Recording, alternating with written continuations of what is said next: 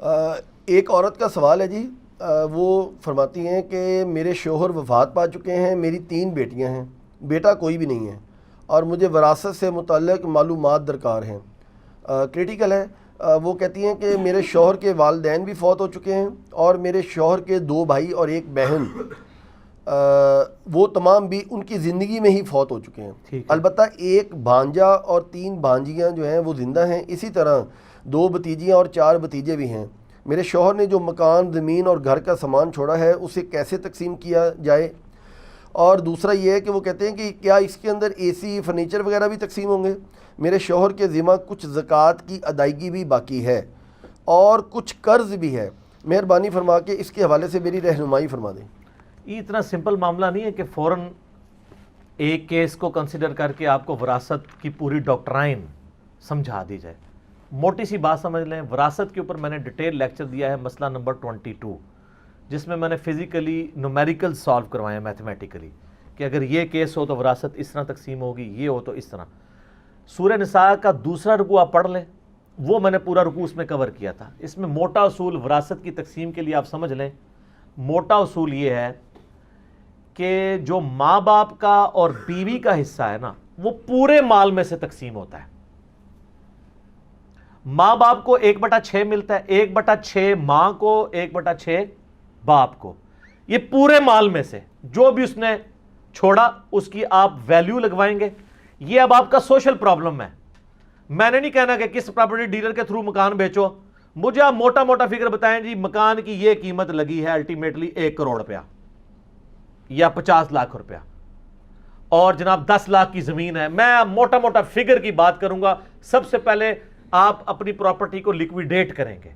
یہ تو ہو ہی نہیں سکتا کہ یہ والا مکان چھوٹے والا بیٹا لے لے، وہ والا بڑا، ان کی قیمت ہی برابر نہیں ہوگی۔ لیکویڈیٹ کرنا پڑے گا، اسے مال کی فارم میں لے کے آنا پڑے گا۔ ٹھیک ہو گیا؟ تو آپ سپوز کر لیں کہ آپ مال کی فارم میں لے آئے، اس کی ورتھ، وہ ایک ڈیجٹ آپ کے پاس آ گیا۔ اس ڈیجٹ کو آپ پہلے 6 سے تقسیم کریں، تو جو رقم آئے وہ رقم ماں کو دیں اور اتنی ہی باپ کو، لیکن اس کیس میں نہیں دیں گے، ماں باپ فوت ہیں۔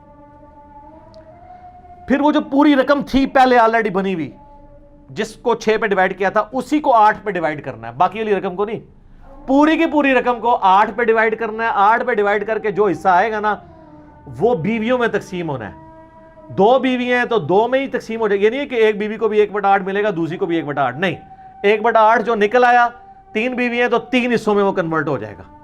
2 ہیں تو 2 میں، اگر 1 ہے تو 1 مل جائے گا۔ یہ ایک موٹا موٹا فارمولہ ہے۔ اور اب جو باقی رقم ہے نا، اب 1 کروڑ اگر رقم تھی، سپوز 1/6 کی جو ورتھ بنی یا 1/8 کی جو ورتھ بنی، یہ ساری جمع کر کے اس 1 کروڑ میں سے مائنس کریں، اور اب جو باقی رقم بچ گئی ہے نا، وہ رقم وہ ہے جو اب اولاد میں تقسیم ہونی ہے۔ اولاد کی، بہن بھائیوں کی تقسیم پورے مال میں سے نہیں ہوتی، بچ جانے والے مال میں سے ہوتی ہے۔ اور اس بچ جانے والے مال میں بھی آپ نے پہلے جو قرضہ ہے میت کے ذمہ وہ نکالنا ہے۔ ٹھیک ہے؟ ظاہر ہے وہ قرضہ نکال، صلی اللہ علیہ وآلہ وسلم۔ علمی مجلس میں اذان کا جواب دینا ضروری نہیں ہوتا، ہم بعد میں اذان کا جواب والا معاملہ کر لیتے ہیں کہ وہ کنٹینیوشن رکتی ہے۔ ایون نماز جمع کرنے کی جو مسلم شریف میں حدیث ہے نا، 1629 آنورڈ، وہ بھی علمی مجلس کے لیے، یعنی اتنی امپورٹنس ہے علمی مجلس کی۔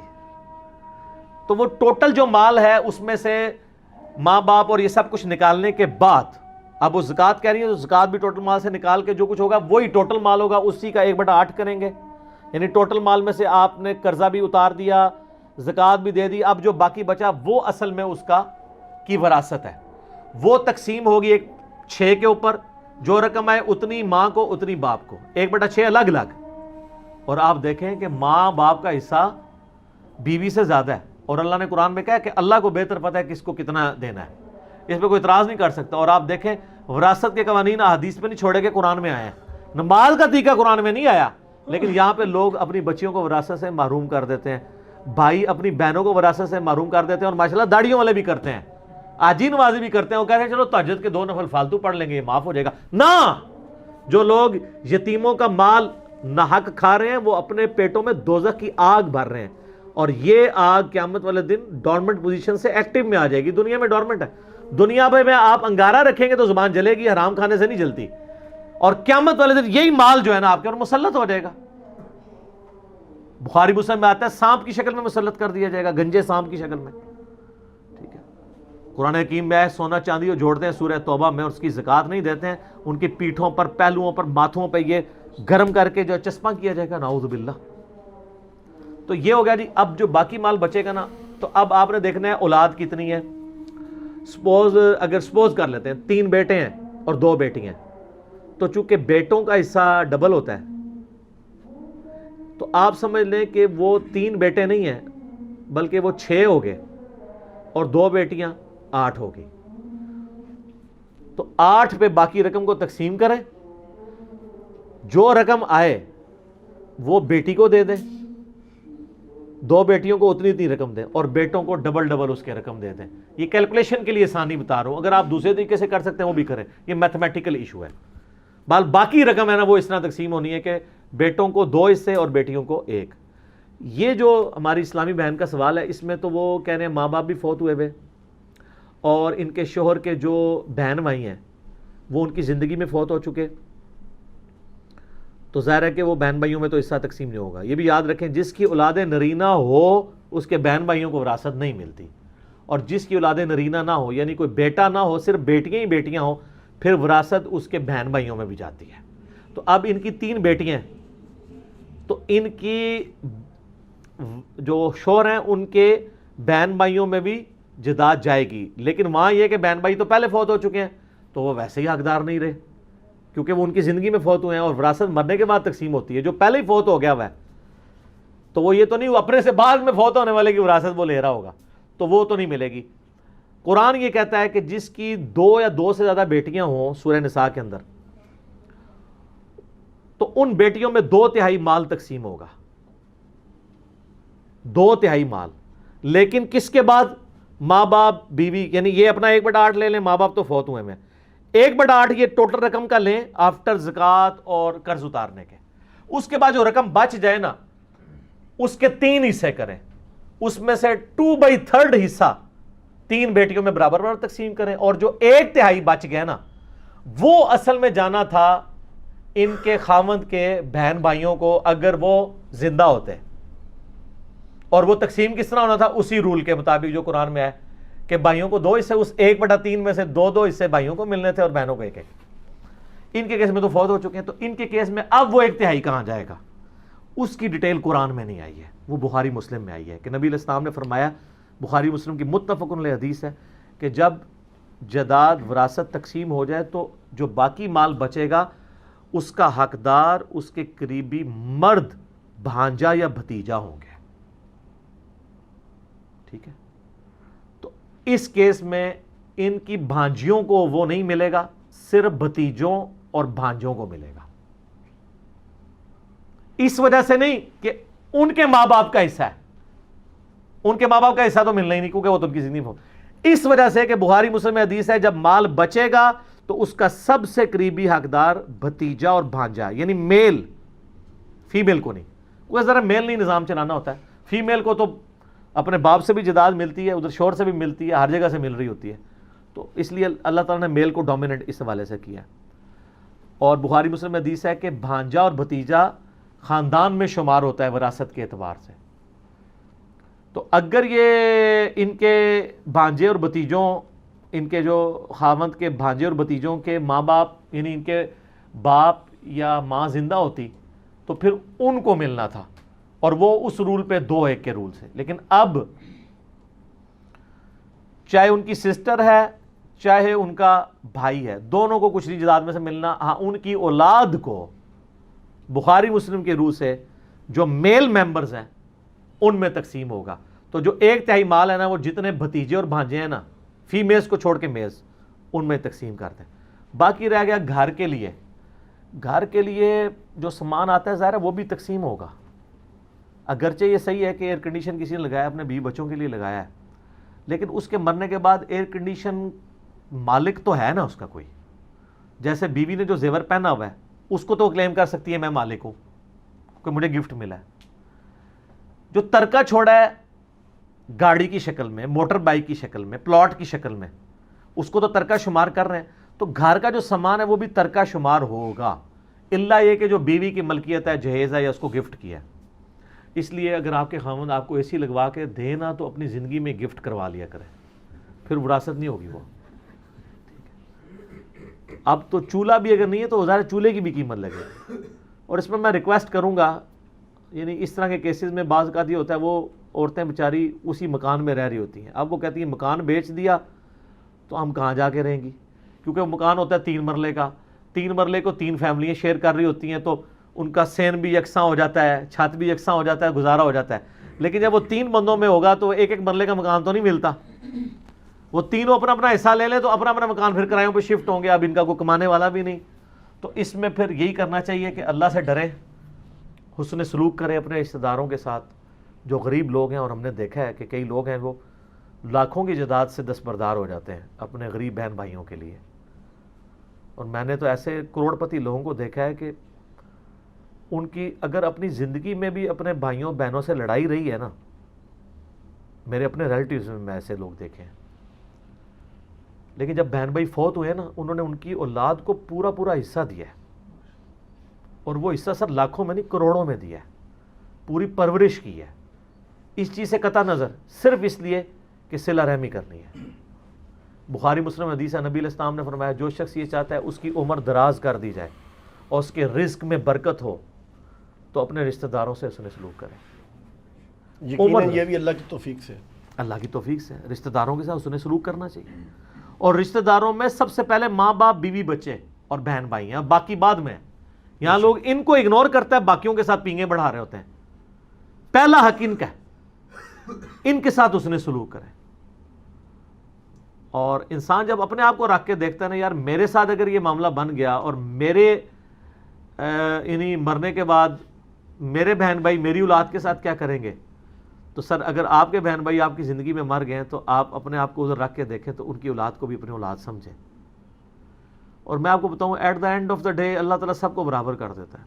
آپ دیکھیں گے کئی لوگ ہیں جن کی زندگی کے اوائل انتہائی دکھ میں گزرے ہیں، لیکن پھر پوری زندگی اللہ تعالیٰ نے ان کو سکھی رکھا ہے۔ کئی ایسے ہیں کہ جو پوری زندگی سکھی رہے لیکن پھر آزمائش ان پہ بڑھاپے کے وقت میں آ گئی ہے، بیماری کی شکل میں، کسی اور شکل سے۔ اور بعض ایسے ہیں کہ جن کو پوری زندگی غم سے عبارت ہوتی ہے، ایسے لوگ بھی ہیں، لیکن جب آخرت میں آپ ان کو دیکھیں گے نا موجیں مارتا ہوا، تو مسلم شریف میں حدیث ہے، عبداللہ بن عمر کہتے ہیں نبی علیہ السلام سے میں نے خود سنا تھا کہ میرے غریب صحابہ میرے امیر صحابہ سے 40 سال پہلے چلے جائیں گے۔ ظاہر ہے قیامت کا دن 50,000 سال کا دن ہے، اس میں 40 سال تو کچھ بھی نہیں ہے، وہ 40 سال پہلے جنت میں چلے جائیں گے، لیکن 40 سال آپ دیکھ لیں کتنے زیادہ ہوتے ہیں صرف غریب ہونے۔ اس لیے عبداللہ بن عمر غریب صحابہ کے ساتھ بیٹھا کرتے تھے کہ یار چلو چنگے دے لڑ لگ جائیے، نانگے پیر نہیں، غریب صحابی درویش لوگ۔ تو مال فتنہ ہے اس حوالے سے۔ بخاری مسلم میں حدیث ہے، نبی علیہ السلام نے فرمایا کہ ابن آدم کہتا ہے میرا مال میرا مال میرا مال، حالانکہ تیرا مال تو وہ ہے جو تو نے کھا لیا یا پہن کر بوسیدہ کر لیا یا اللہ کی راہ میں خرچ کر کے آخرت کے لیے ذخیرہ کر لیا، باقی تو تیرے ورثہ کا مال ہے۔ بخاری مسلم میں حدیث ہے انسان کے 3 دوست ہیں، ایک وہ ہے کہ جو ساتھ جاتا ہے قبر کے اندر، 2 باہر ہی رہ جاتے ہیں، اس کے اعمال قبر میں ساتھ جاتے ہیں، اس کے رشتہ دار اور مال باہر ہی رہ جاتے ہیں۔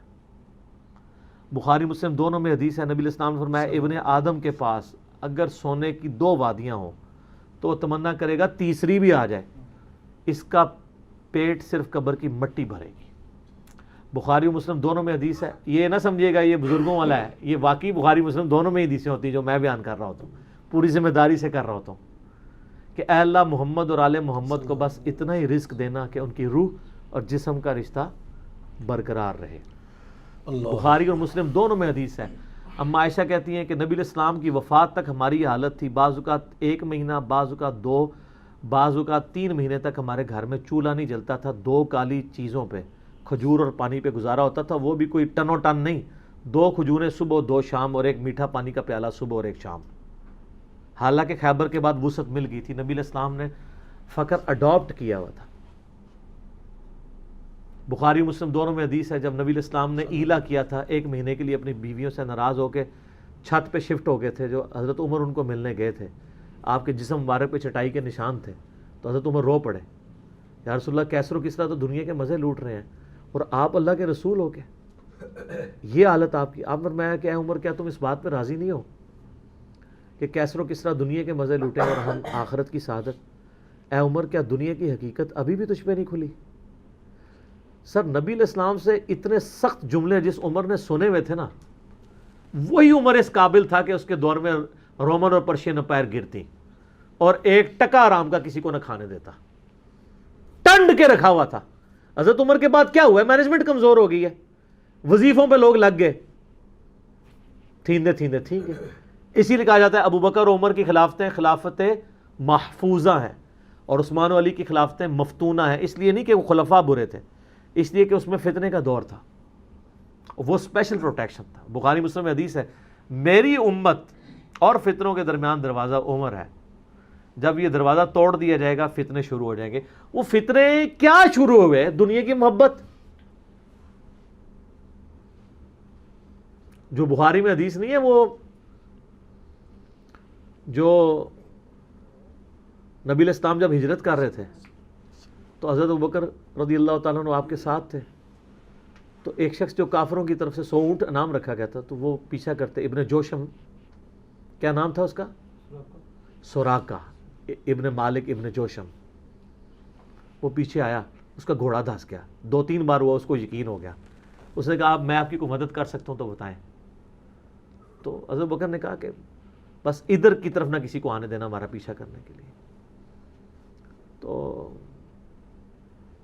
پھر وہ جب جانے لگا تو پیچھے سے آواز دی اور کہا کہ رسول اللہ صلی اللہ علیہ وسلم کہہ رہے ہیں کہ میں سوراقہ کے ہاتھوں میں کسریٰ کے کنگن دیکھ رہا ہوں.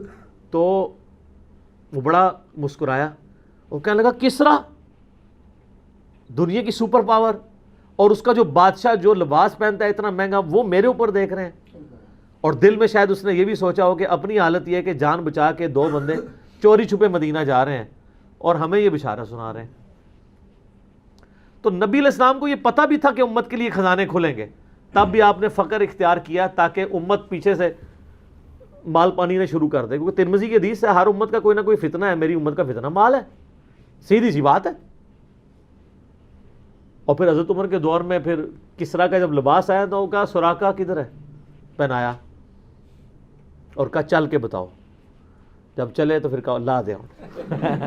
اس نے کہا میں مالک ہوں. ان کا نہیں، نبی علیہ السلام نے صرف اس کا کہا تھا یہ مسلمانوں کا مال ہے، بیت المال میں جمع ہوگا، تو ملکیت نہیں اس کی حاصل کر سکتا، یہ ایونلی ڈسٹریبیوٹ ہوگا.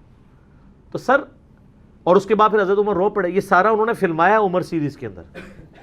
تو صاحب نے کہا آپ کیوں رو رہے ہیں؟ انہوں نے کہا کہ رسول اللہ مجھ سے بڑھ کر اللہ کو عزیز تھے، لیکن ان کی زندگی فقر میں گزری، اللہ نے یہ خزانے ان کو نہیں دیے. اور حضرت ابوبکر مجھ سے بڑھ کر اللہ کو عزیز تھے، ان کے دور میں یہ نہیں آئے. اس آزمائش میں اللہ نے مجھے ڈالا ہے اور میں ڈرتا ہوں کہ میرا کیا بنے گا.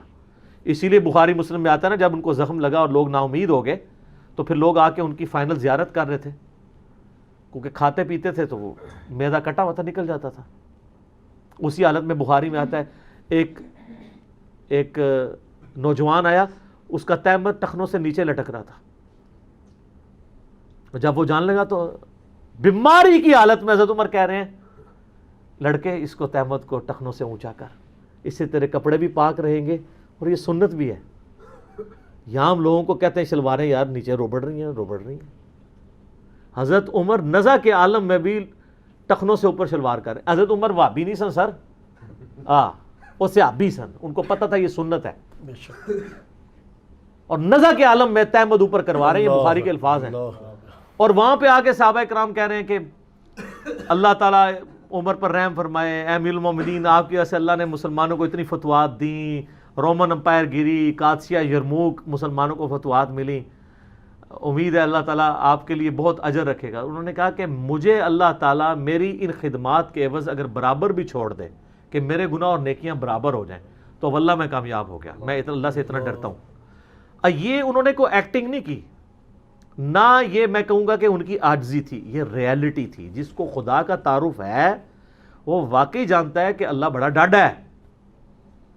حضرت ابوبکر نے جب مشورے کے بعد حضرت عمر کو نامزد کیا تھا تو آپ کو پتہ ہے حضرت عمر کو کیا نصیحت کی تھی؟ کیا ہے عمر؟ ایک ہی نصیحت انہوں نے کی، ان کا اتق اللہ یا عمر. وہ عمر سیریز میں فلمایا انہوں نے، اللہ سے ڈرنا. اور جب تو جنتیوں کی طرف دیکھے نا تو دعا کرنا کہ اللہ تجھے اس میں شامل کرتا ہے. اور جب تو دوستیوں کی طرف دیکھنا تو ڈرنا ایسے کہ کہیں تو ان میں شامل نہ ہو. انہوں نے نہیں کہا میں اشرا مبشرہ ہوں، میں جس راستے پہ چلوں شیطان بھاگ جاتا ہے. یہ آپ مجھے کیا باتیں بتا رہے ہیں؟ ان کو پتا تھا کہ اللہ تعالیٰ کی صفت بے نیازی بھی تو ہے نا سر، آپ کو نہیں پتا. وہ تو پیغمبروں کے اوپر عطا فرما دیتا ہے. یونس علیہ السلام تو پیغمبر تھے، اور اتنا غصہ کہ سورہ صافات میں ہے کہ یونس اگر مچھلی کے پیٹ میں ہمیں نہ پکارتا تو پھر اسی دن نکالا جاتا جس دن مردے اپنی قبروں سے نکالے جائیں گے. یار اتنا غصہ کیا کر دیا، کوئی بندے مار دیے یونس نے. آپ یوٹیوب میں کلپ دیکھیں یونس علیہ السلام کا واقعہ تو آپ کو پتہ چلے گا. سر اللہ اپنے معاملات میں بہت سخت ہے. اللہ وہ نہیں ہے جس کا تعارف آپ کو کروایا گیا. پچھلے دنوں بھی وہ ہمیں ایک لیٹر کہیں کسی نے بھیجا تو پھر ہم نے ان کو بھیجا کہ آپ میرا کلپ دیکھیں، اللہ کی رحمت سے دھوکہ، اور انجینئر محمد علی مرزا صاحب لکھیں. تو اس میں وہ کہہ رہے تھے، وہ طارق جمیل صاحب کہتے ہیں کہ آج کل کے مبلغین نے لوگوں سے ان کا رب بھی چھین لیا اور ان کو ڈراتے رہتے ہیں. سر کیوں نہ ڈرائیں اللہ کے بندو، قرآن کا ڈومیننٹ پورشن ہے ہی تذکیر ہے، بلکہ قرآن کا تعارف ہی تذکیر ہے، نصیحت ہے، ڈر سنانا ہے، ڈر سنانا. وَأُوحِيَ إِلَيَّ هَذَا الْقُرْآنُ لِأُنذِرَكُم بِهِ وَمَن بَلَغَ.